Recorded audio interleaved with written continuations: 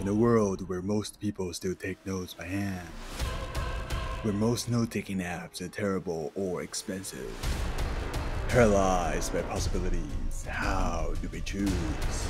Unlike most hard choices in life, this is easy. And here we go.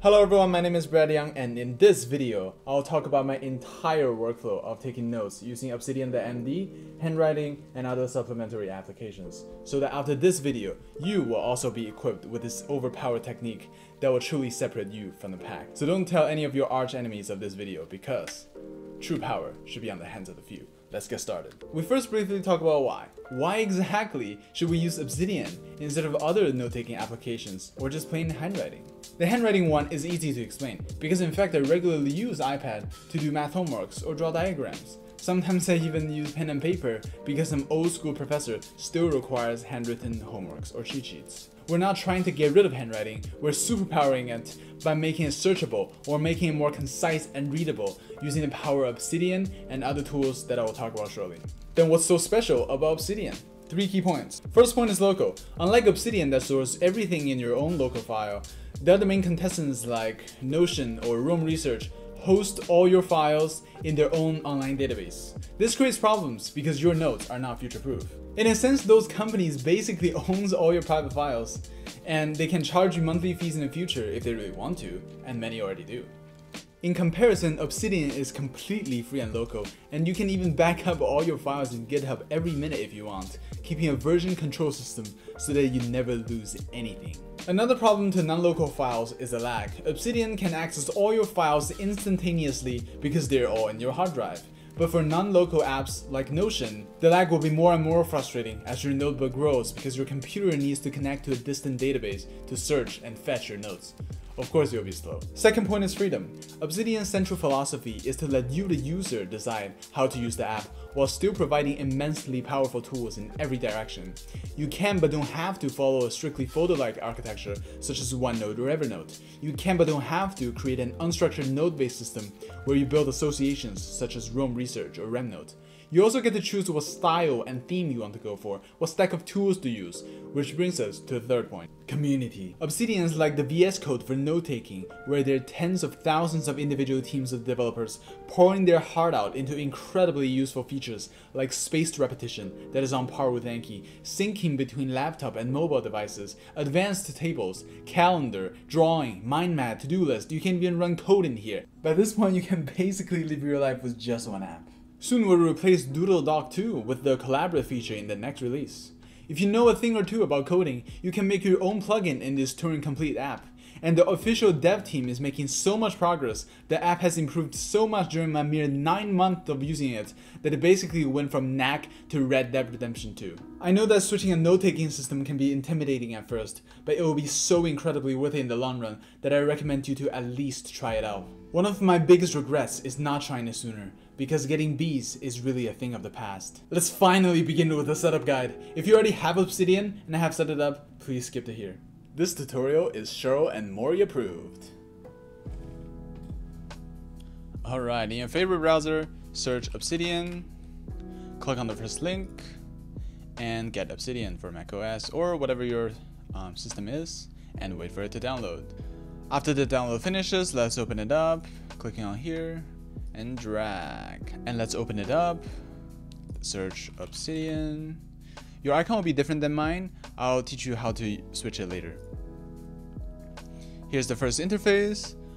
This will be your list of vaults. Vaults is Obsidian's term for a big folder. C folder as vault. Alright, let's create our first vault and name it whatever you want. Mine will be Brad's vault. And location, let's put it on desktop or anywhere you want. Create. Alright, and here is our new vault. First, I will enlarge text so that you guys can see it better, and click on the expand to see other tools, and on the left click setting, appearance, and we can choose a theme here. Usually I use the light, but after actually this tutorial I really like the Groovebox, because previously I wasn't experimenting with the themes, but now look at this beautiful light.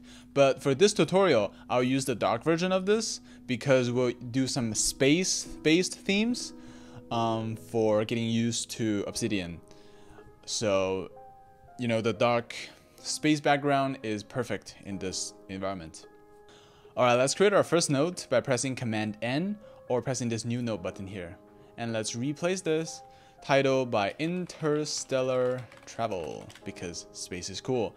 And let's type some description here. The idea of interstellar probes or crewed spacecraft moving between stars or planetary systems in a galaxy. For example, the potential traveling from the solar system to Alpha Centauri. Okay, now you wonder what is an Alpha Centauri? And here's the magical moment where outgoing links can be immensely helpful. One of the key features in Obsidian. Let's select it and let's press bracket twice. It will automatically enclose it, and then let's click on this. Here we just created a new node called Alpha Centauri directly from here. So from now on, if you click on this again, you'll be instantly transferred to here. And as you can see, you know, there's backlinks to where the Alpha Centauri is linked back. And let's add some description here. A gravitationally bound system of the closest 3 stars and their exoplanets to our solar system, most notably Proxima Centauri b. Maybe you are wondering what is an exoplanet, so let's add a description. So exclamation mark and then double brackets, exoplanet. Exoplanet is not created yet. Click to create. Click. Alright, here we created another node, and let's add some description. An exoplanet is any planet beyond our solar system. Alright, let's go back to Alpha Centauri, and look, there's a description here. So what we did is we added an exclamation mark between the brackets, and now this displays the notes directly. As the old saying goes, a picture is worth 1,000 words, so let's add a picture. So I found a picture here, and it's very easy, just drag it, and there we go. Now a beautiful picture. Let's actually add a space here. There we go. So here is a picture of Alpha Centauri, of the 2 stars, and the 3rd, circled in red. Maybe you're wondering what is Proxima Centauri b, and you know the drill now. Just select it, double brackets, click elsewhere, and click again to create a new node. And here we display the power of links. Instead of typing an exoplanet and then do this, instead we can just n double bracket exoplanet. We don't even have to type the full thing. We just type ex and it searches the possible files and boom, done. And now you can click on here and it goes back to exoplanet. Let's keep typing. And here again, we use the link.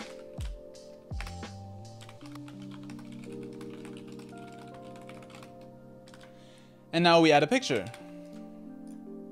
So now we showcase how to manage the download files. So download. And now we can drag.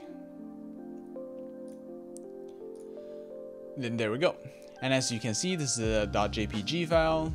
And let's organize this a bit by clicking a folder. And let's say astrology. Well, this is obviously not formal astrology, but we'll make do. So let's drag all the astrology files in, and let's drag the image bank photo in. Now, say we want to create a new node called time dilation in astrology folder. Let's create it. Oops, why is it outside of astrology? To fix this, let's click settings, file and links, and default location for new notes. Same folder as current file. In my opinion, it is the most intuitive, so let's do that. And let's delete this by delete. And are you sure you want to delete this?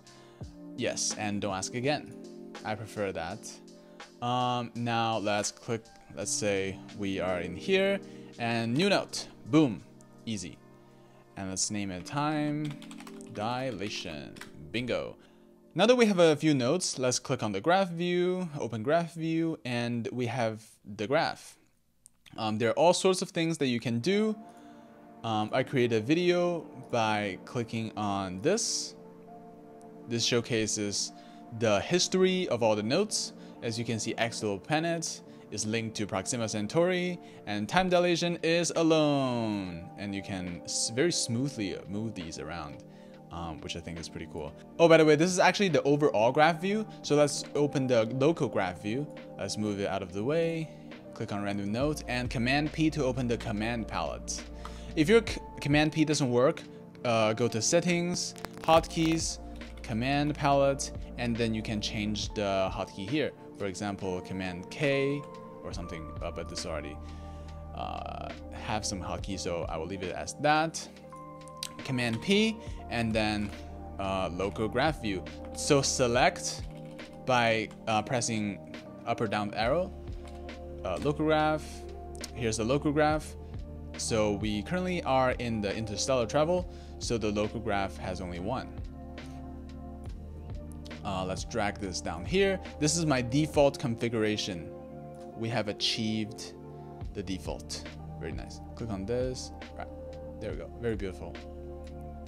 So here is the overall graph view. This is the local graph view. I just want to give a small remark about the graph view because I know it's very, very rewarding and interesting to change everything about the graph view. You can change, color it based on tags, groups, and forces. You can change so much stuff about the graph view, but in my experience, it's not really worth it. Because after you get like hundreds and thousands of notes in your vault, you can't really see anything. In my actual vault, I have like probably less than 1,000 notes, but it's actually already so cluttered. It's still very, very pretty. Like you can make it very pretty, but don't try to optimize your note based on the graph view. For example, you can, if some links makes it not aesthetically pleasing, please don't, refrain from doing so just because the graph view doesn't look pretty. As your vault grows, the local graph view is actually be much more important than the overall graph view because it gives you actual information about the note. For example, Proxima Centauri b is linked to this, and you can even click on this to go to the note, which is very cool. One quick tip, if you want to use this photo-like structure for all your notes, I recommend to click on Change Sort Order button and change from sorting by file named A to Z to change time to created time O to new. In this way, you can have your earliest notes on the top and then your newest note on the bottom. I think it's very useful. Another quick tip, you can click on Command Option left to go to the previous note, or right to go to the next note, and you can click on multiple to see your entire history. If you use a mouse and keyboard and your keyboard have these like left or right key or left and right scroll key, I recommend you to map these key to the left and right shifting key, because in my opinion it will save you a lot of time to move from mouse to keyboard and press the button and so on. Beyond the photo-like structure, we can also create tags using hashtag and the text, for example, math or history, and so on and so forth. And these tags are useful because you can click on them and see all of that. And they will also be very useful in the End Key plugin that we'll talk about in a second. You can also very easily create unordered lists by pressing minus, space, alpha, and enter, beta, gamma, and so on and so forth. You can also create order list by pressing 1 dot space alpha beta gamma. There we go. You can add a horizontal separator by pressing underscore underscore underscore 3 times. You can add inline LaTeX environment within double $, and you can add multi-line environment within quadruple $. Let's now discuss the various search functions that Obsidian offers us. The first one is Command O, or title search. In this search, you only search the titles. See here, there's only 5 of them. For example, interstellar travel, and it will search for that. Or exoplanet, and it'll search for that. Good. Then there's a search within the file by pressing Command F. For example, planet, and it will highlight the planet right here. And the third one is search everything by pressing Shift Command F and for example 4.2, and boom. And this is highlighted. Perfect. And there's a fourth one that we'll talk about right now. In this section, let's talk about the Obsidian plugins that I use the most in note-taking. The first one is an advanced search. Trust me, this will be the most important plugin you have. Let's go to settings, community plugin, turn on community plugin, browse. Let's type in quick switcher ++. This is the plugin for the advanced search. Let's install and enable. Let's go. And now let's go to settings, hotkeys, quick switcher. Let's click on the open in headings mode and make this Command L.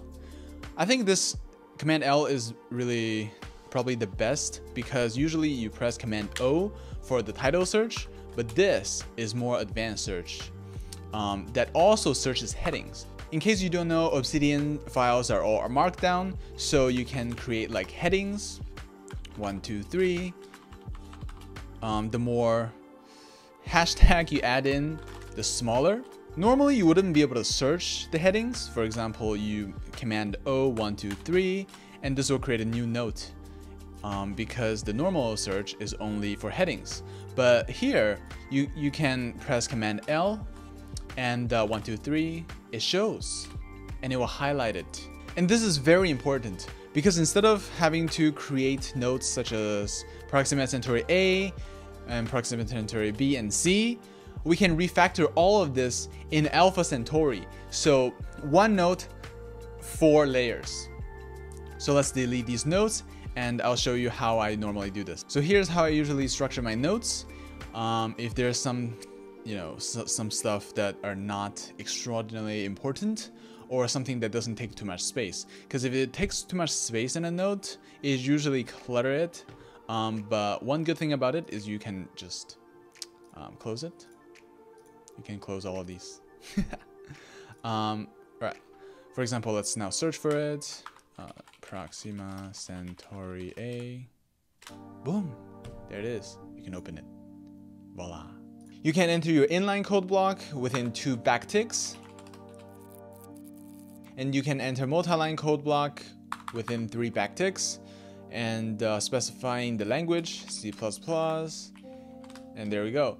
And you can stylize it better with Command E or reading mode. This is the current view. The default is editing mode where you can type stuff, but in reading mode you cannot do anything. If your keyboard shortcut is different, you can search it here. The second most important plugin is space repetition. Let's find it by going to community plugins, browse, spaced repetition. And install, enable. Here we go. Let's now first configure the space repetition by scrolling all the way down to community plugins, space repetition. First, let's add a folder to ignore, and that will be image bank. You can add multiple because we don't want to review the JPEGs. And then the tag for flashcards will be hashtag flashcards. So basically, if you want the flashcard functionality, you just add the tag in and it will just work. And keep scrolling to separator for inline flashcards. It will be double colon. And all of these will be reference. So if you're a seasoned C++ veteran, this will not take effect in code blocks, so don't worry about that. And tags to review, make sure it's hashtag review. We already added a tag of hashtag review, and that will come in handy. So make sure to switch on open a random node for review. It doesn't work without it. And open next node automatically after review, and also this. These two work together. And later you can configure the algorithm if you want to. You know, the base ease, all the Anki review steps. By the way, if open next node automatically after a review is not working properly, just click on these two a few times and change some configurations, it will work out. I think there's a minor bug somewhere. Alright, let's first add some hotkeys for the plugin, because otherwise it will be pretty hard to use. So open a node for review. Let's set this to Command Option H, or any shortcut really that you find convenient. Review node is easy, good, hard as Command Option J, Command Option K, Command Option L. And also this one, view statistics. This will be pretty cool to see statistics. Command Option P. Alright, let's first open a random node for review by pressing Command Option H. So there are two main features of this plugin. The first one is you look at the title name and you see if you recognize it. For example, exoplanet. What is an exoplanet? It is any planet beyond our solar system. So if you believe that you get it, then press good. In my case, Command Option K, and you will set it up. Alright, let's open another random node. Alpha Centauri. I think I forgot about that. So I will click on forgot, and you see that this will be different. The interval is 1 day, and you will get the same one tomorrow. Alright, let's open another one, and time dilation, it's different, but okay. Exoplanet, okay. And there we go. You're all done for today. If it stopped changing, it means you're done. Alright, let's now explore the power of flashcards. Make sure you spell it correctly. It's flashcards. For example, if you want to remember Earth, you can ask yourself, what is our planet called? And you add these two columns. You can change these if you really want to in the settings, but I'll keep it for now. And Earth. There we go. And let's add another one. Who are the cutest cats on Earth? And it will be Cheryl and Maury. There we go. Oh, there she is right now. Let's click on flashcard here. And click on flashcards. What is our planet called? Earth. Yeah, Earth. And say good. Who are the cutest cats on Earth? Cheryl and Maury. Never forget that. Easy. Alright, there we go. And if you still prefer to use Anki, you can go to Community Plugins, Browse, and Anki. Obsidian to Anki. You can install this and explore it yourself. Another plugin that I regularly use is Advanced Tables. Community Plugin, Browse, Advanced Tables. Very popular, as you can see. Right, let's install and enable. Alright. Using this plugin is very simple. Just press vertical bar and then type it in. Cat name, color, personality. Alright, there we go. And I'll type some stuff in. Cheryl, black and white. Personality, queen, obviously. Whoever objects deserves to die. Maury, yellow, and playful. There we go. That's it. So we just created a table. Depending on your plugin, depending on your theme, it will look differently, but this is how it looks. And this is how it looks in the reading mode. Pretty good. Oh, by the way, bolding is Command B. This bolds the text. And highlighting is actually not Command H, so I recommend you to go to setting, highlight to be Command H. This will makes it highlighting. And what if you say, oh, this is very ugly, I don't want this color? Well, it's very easy. Community plugin, highlight, highlighter, install, enable. All right, now we can highlight with different colors. Let's go. It will look very differently in different themes, but it'll be pretty cool regardless. Orange or the classic yellow. They're all in sort of coding, HTML code, but they will all show perfectly. All right, lastly, we'll talk about annotator. Just go to community plugin, annotator, and install, enable. All right, let's add a random PDF. For example, there it is. This is the PDF without the annotation. It's still scrollable, but you cannot annotate easily. All right, let's create a new note here called MST, annotation, or anything, any title you want. Let's create a code block, annotation target, column, and then specify the PDF.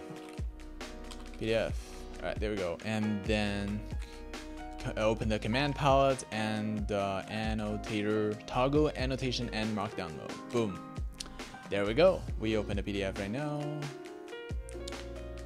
And we can annotate freely. For example, annotate.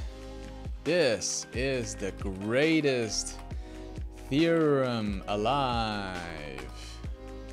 All right, there we go. Post only me. You can, sign up and log in if you want, but this is working properly. The plugins truly are the power of Obsidian. There are so many plugins to choose from. Oh my god.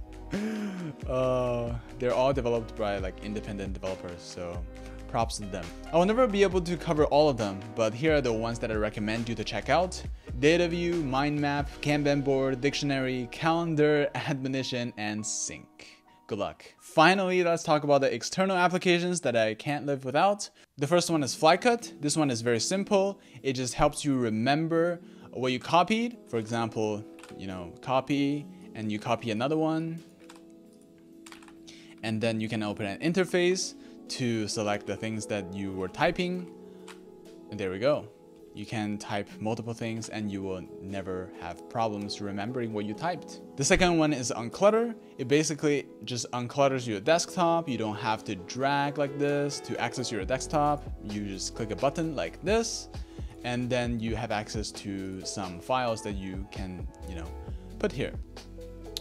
For example, my Obsidian folder, you can drag or whatever you want to do. The third one is text expander. Oops, typo. So you can really type much faster with this. For example, instead of typing this, I set a keyboard shortcut for this. You can, if you're working with LaTeX, you can very easily do something like this, do something like that, do something like this, do something like integer. You can do a lot of things. You can set all of that, and it's very cool. And finally, MathPix is a very powerful LaTeX tool where you just take a LaTeX image and then you just copy and paste it. It's really simple. All right, welcome to my actual vault. This is actually the note where I planned everything in this video. It's extremely disorganized, but it gets the job done. Yeah, imagine doing an Obsidian video inside Obsidian. That's pretty crazy. And look at this graph. Can you really see anything? Honestly, I can't. Obviously, you can zoom in and out, but in my opinion, this is much more useful. But still, this is very extraordinarily cluttered because I, linked all of these, or I plan to use all these notes, but I didn't really.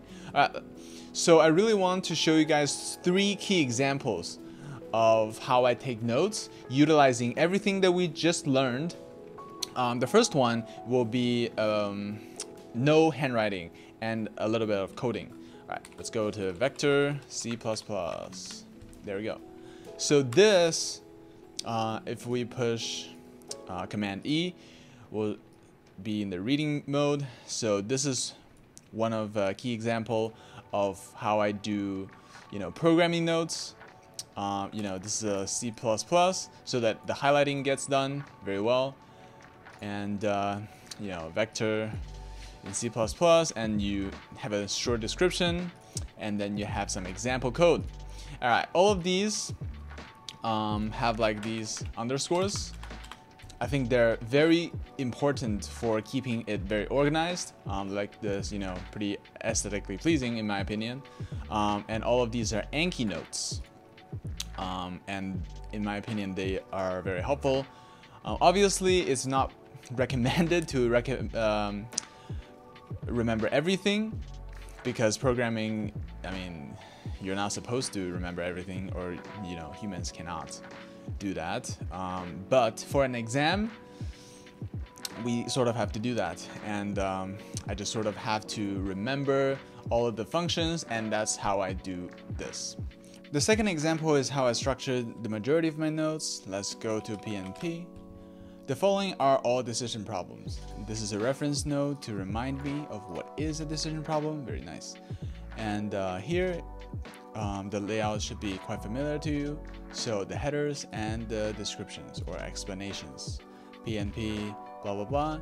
And as you can see, this is ordered based on the titles. We have all of these supporting documents for NP Hard. And here is a handwriting from iPad, and here's a screenshot from a textbook, and here's a diagram. Very nice. So these bullet points are quite powerful, because if you click on them and they expand or they shrink, just like that. This helps me organize this note better. You can also do a mini Anki by having the question and solution in different sort of configurations. This is a quite elaborate solution. Very nice. And yeah, this is basically just how I organize these with some triple underscore dividers. This will look very clean. The third example is how I structure completely handwritten notes. For example, LUD composition. So this is a worksheet that one of my professors gave me in linear algebra. So this is a worksheet with some iPad stuff. I did all of these in iPad, but these obviously applies to handwritten stuff as well. You just take some pictures and then you import it here. So after you import as images, not PDFs, because PDFs cannot have like these powerful search functions. You just add these titles. For example, if you want to, if you're wondering what is the elementary matrix when scrolling elsewhere, or even in different nodes, elementary matrix, boom, go straight here. You just guide you towards this exact node, so that you don't have to sift through so many nodes to get to where you want. And this applies to all of these. They're very powerful. This is what I was talking about, superpowering your handwritten notes. If you want to change the display image for your Obsidian, go to Finder and search Obsidian, locate the Obsidian, and right click, get info. And then you have this window open. So I have a lot of them, but let's say you want this one. So you just drag onto this icon. You'll see a plus sign, and boom, there we go. And all you need to do is to quit it and reopen it, and you're all set. This video takes more than 100 hours to make, and I dedicate it to all of you amazing people who have studied with me on stream. I never thought I deserved this, and I didn't know how to repay all of you, so I tried to make this video as perfect as possible, despite the pain from the 1 billion problems it ran into and the 1 trillion retakes. Love you all, and I see you tomorrow. If you've made it here, you're an absolute champion. Hopefully this video has been useful to you. If you have any lingering questions, comments, or if you have any procrastination issues, you can check out my Study With Me stream here, where we try to make studying as fun as possible. And I'll see you in the next video. Goodbye.